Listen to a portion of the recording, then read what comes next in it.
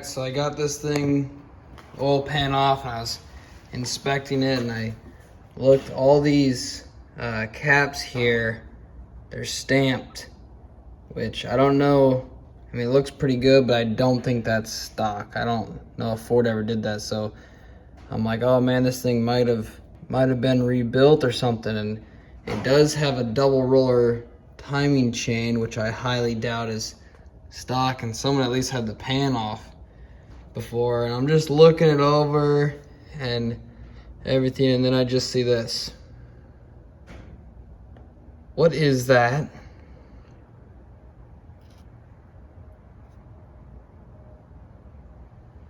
That goes somewhere. So then I was like, well, that's not good. So I start looking, and there's something down in here. Let's see if I can get it. Okay, that's not as big of a deal. But that also goes somewhere. That was just laying in the oil pan, as well as that fragment.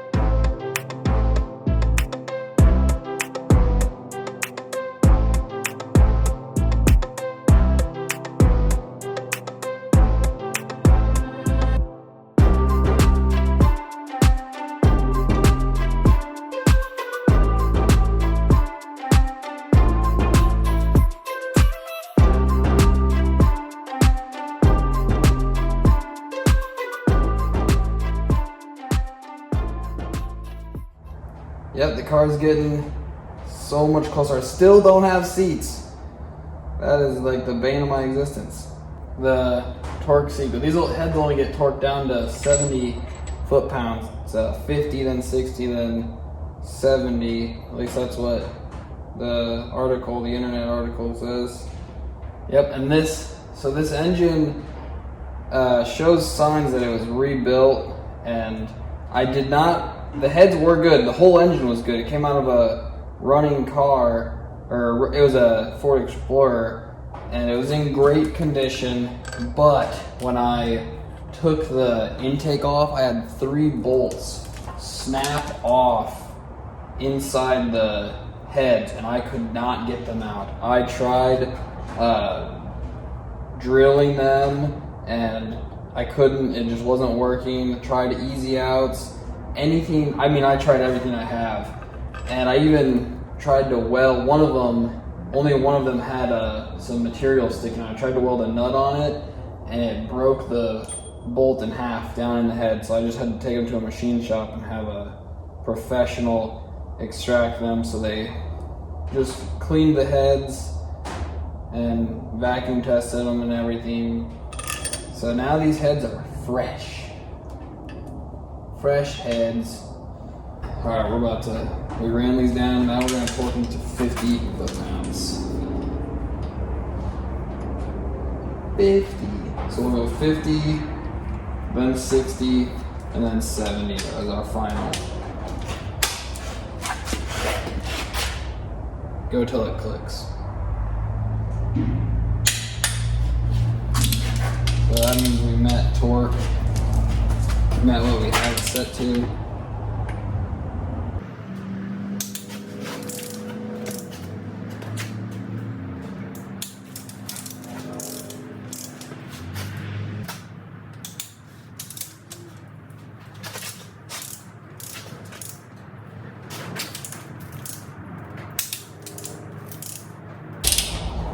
This one was a bit tough to run down by hand. So we're just gonna finish it with this. I'm being attacked. Now bump it to 60.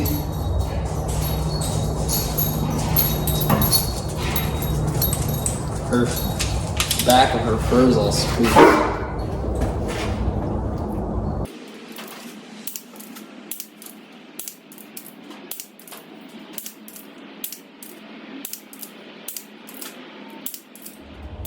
We're going old school with this, carbureted intake. We might pull that Holley Sniper EFI. I've been pulling that off everything. It's been making its rounds to every vehicle I have. Because it's just the best thing ever. You bolt that on, your stuff just works perfect. Just with minimal amounts of effort. Bolt that Holley Sniper EFI on, it just works. Just relentlessly works, no matter what I throw at it. Like that dually, I could not get it to run. Bought an adapter, bolted it on, it runs great now. So they might get it just so I don't have to mess with carburetors. But so they might get the Holley Sniper EFI on this car. And I think this is, okay, so this is the E7 heads. And I looked up very early Explorers came with E7 heads because everyone knows GT40 and GT40P heads came on Explorers. Well, it turns out the very early ones got E7 heads. So I just happened to get lucky or unlucky enough to get the E7 head version. But like I said, this engine only actually has to run. Doesn't matter if this makes 140 or 400. I literally just need it to start, run good on all 8 cylinders, and put power to the transmission and move the car. That's it. Just has to go down the road. So we're looking at this, and I think this has what it takes. This will do it. We ordered a radiator, so the 289 has the coolant on the other side and everything, so both hoses are on it. But luckily, the 302 doesn't. So the 302 is opposite sides, but the 289 is on the same side. But luckily, the aftermarket makes radiators for these cars with 302 swaps. So 302 small block Fords swaps. So it's on the other side. So that's great. We ordered that. We got a cold case radiator. Spoiling them.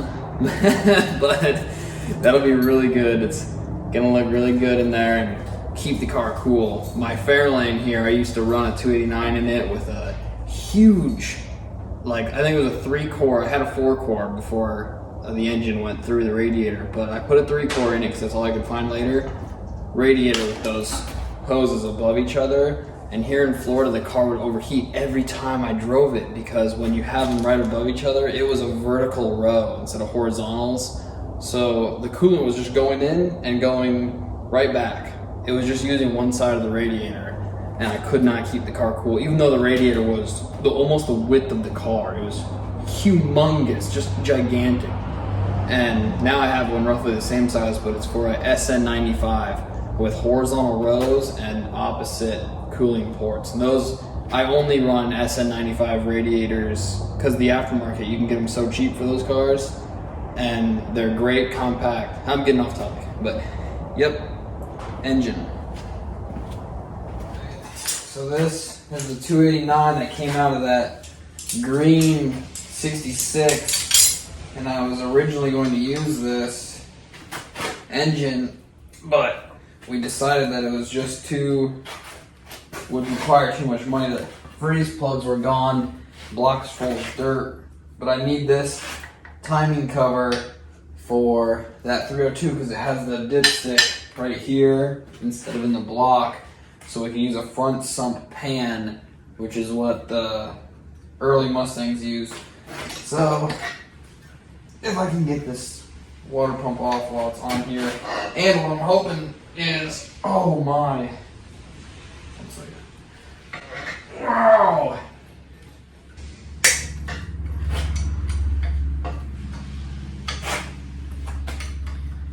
We ordered a radiator, like I've talked about before, for a 302 swap. So when you get into, which I like better anyway, I don't like the 289, how it's above each other. When you get into small block Ford timing covers, there's like 7 different ones. And one year they reversed flow, which is the year I have. But it doesn't matter for the block, as long as you get the right timing cover. Well, anyway, so then there's different types here, where there's a plate on the back of this or an open propeller. And we want a plate to be on the back of this because that's what the other one, or that's what in 1970, the 302 swapped to a driver's side outlet or inlet, vice versa. I'm trying to work and think and it's not working out for me. But anyway, so in 1970 they switched direction. That's the water pump we ordered, but it has a backing plate. They're not open propeller, exposed propellers. So we want this one to have a backing plate, and if not, I have one on my car, but it runs and drives, so to take it apart, it would never work again if I borrow it. So I'd just sacrifice my car. But we need this done ASAP. So fingers crossed. This is a later, like 66, the ones that they say were exposed propellers were real early 289s. So I read that 66 most likely should be fine. Let's hope this is not a swapped engine from something. Alright, so this is exactly what we wanted to see. This metal plate behind here is an impeller to circulate the water from one end to the other and pump it through the engine. So each one of these goes into the engine here to pump water through one side, through the engine, and then back out the other. And we wanted this metal cover to be on the back instead of just an exposed propeller with it just pushing the water through here. So now we can put the 1970 Mustang pump on it, which will push it out to this side instead of this side. And we have to pull this pulley and harmonic balancer off, and then unbolt this cover, and then pull the cover off, and then swap it onto the 302 out back. Alright, so we're using this puller, and it screws into this harmonic balancer, and we threaded the bolt back into the crankshaft. So we're pushing on the bolt with this, forcing the harmonic balancer off because it's pressed on. You can see it moves. Here, I'll do it slow. You can see that on but it's pulling it off, and this gets pressed on after the timing cover is on. So let's get it off. And this thing's shot. There's a piece of rubber separating this weight from the center, and it's gone almost out. That's easy. There we go. So you can see what was pressed in there and whatnot. So this engine here was rebuilt before. The main caps are stamped, which is a sign when they take it apart, they'll stamp the end caps of the rods and the main caps. And these ones were all stamped. But as far as I can tell, it's a standard bore.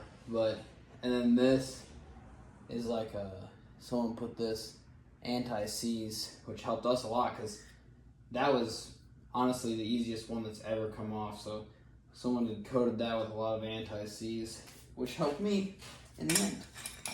So now, and then to hold the crank from spinning, I put bolts in the back and then put a breaker bar through so the bolts hit it, and then the breaker bar hit the engine stand to keep it from going. Almost. This car it's been a challenge.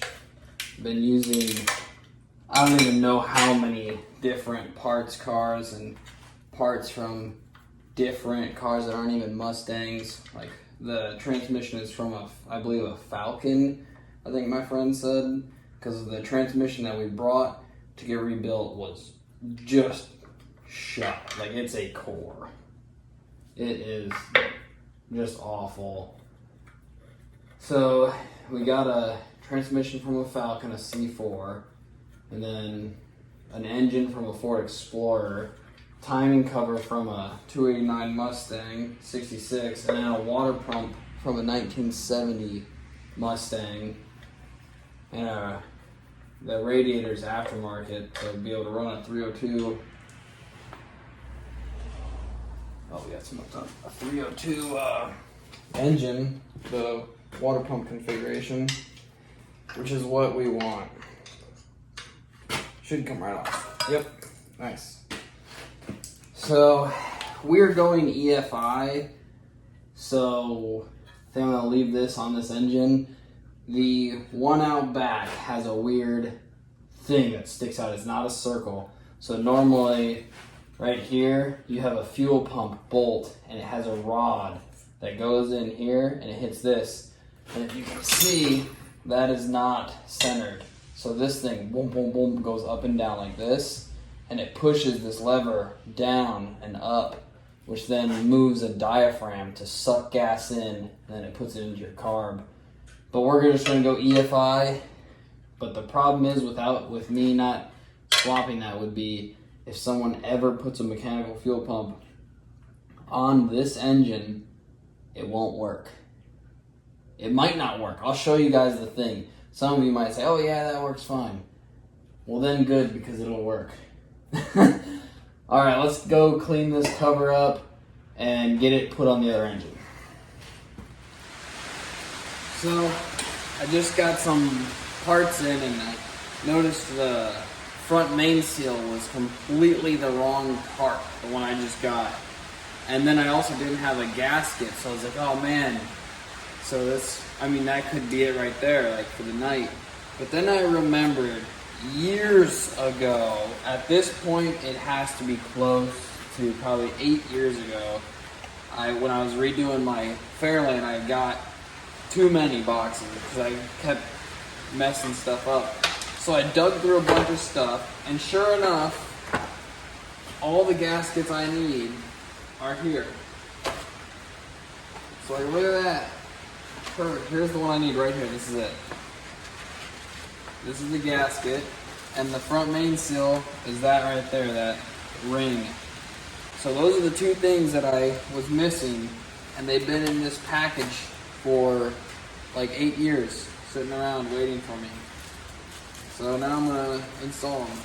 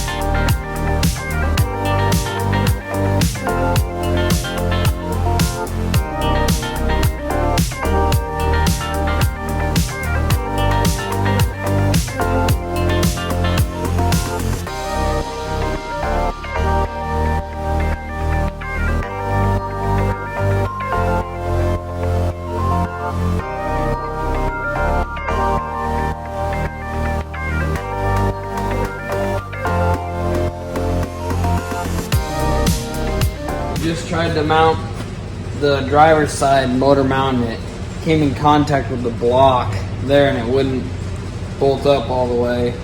So I'm just going to cut this corner off here with the cutoff wheel. The passenger side works great. So just a minor tweak.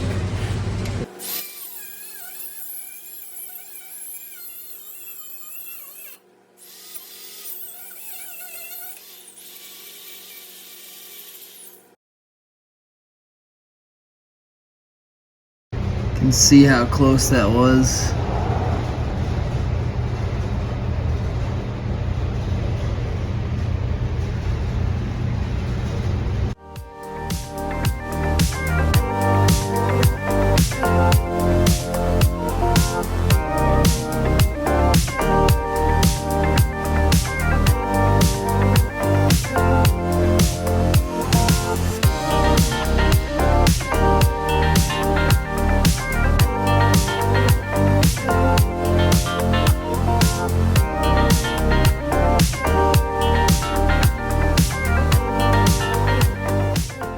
So on the later model 302s, they had these gas, or yeah, I think it was gas block or something for your exhaust to go. I think that's what it was. But anyway, we're gonna plug them. Otherwise, exhaust will just come out of the back of the head, and you can get this drill bit. Mine are all like carboned up, full of just junk. There's I'll show you the thing that bolts here. I don't know where it is, but it bolts to each side and runs across, and then a tube goes into your intake. So this drill bit here is a 5/8 by 11, or tap. My bad. And we're just gonna use it to clean this stuff up, and then after we run that down, you can order these. So I'll post the link and everything for them. So these are designed to screw in the back of the head, and they're threaded on the inside, so you can still put a bolt into the back of them. So then we'll thread this plug in and plug these ports in the back of the head. That way we don't run that stuff, that big crap on the back, and it'll look cleaner and be much better for what we need. I don't know. So we're just gonna do it though. So.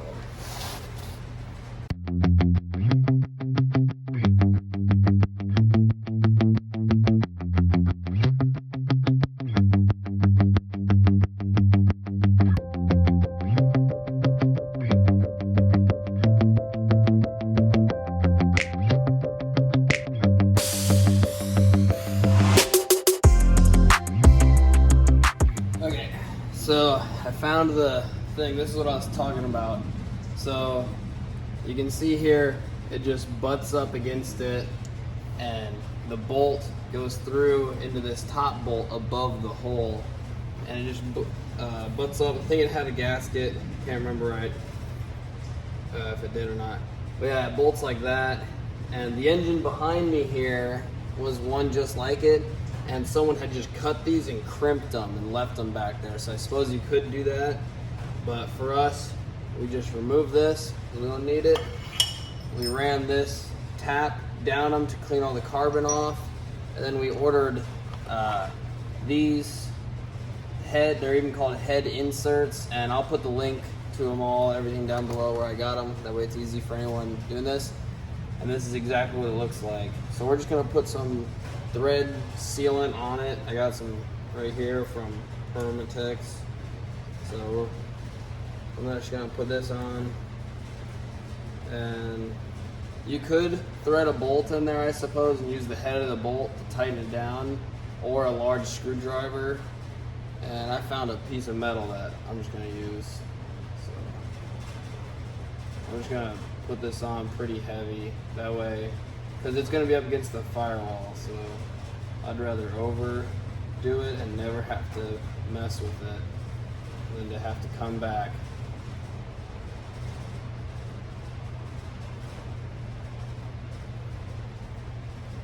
So there's one.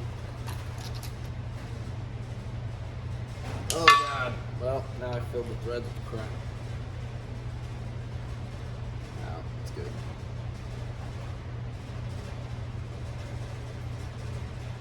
There's two. Yeah, this is a little wrench you'd get buying something. I just found it. It works. Now that, yeah, okay, they're bottoming out. I was gonna say the tap actually bottomed out on against something. Okay, that's pretty good.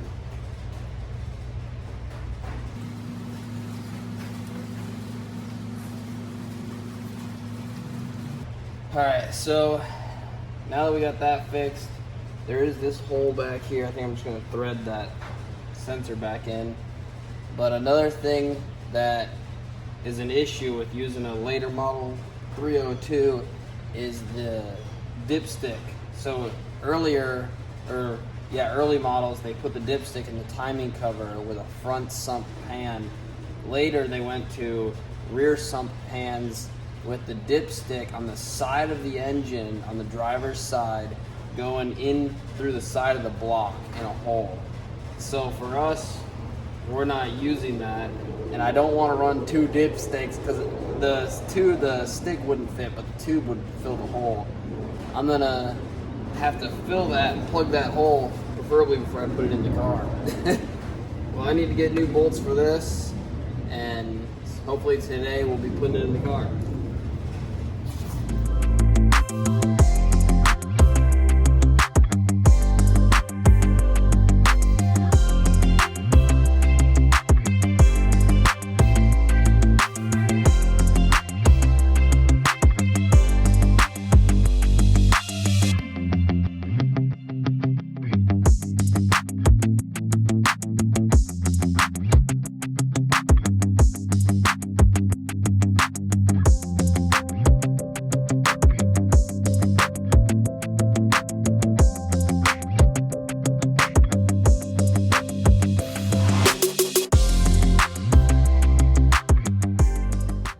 The engine build you just watched was a couple months ago, and here it is in the car. You can see that there's been some wiring going on.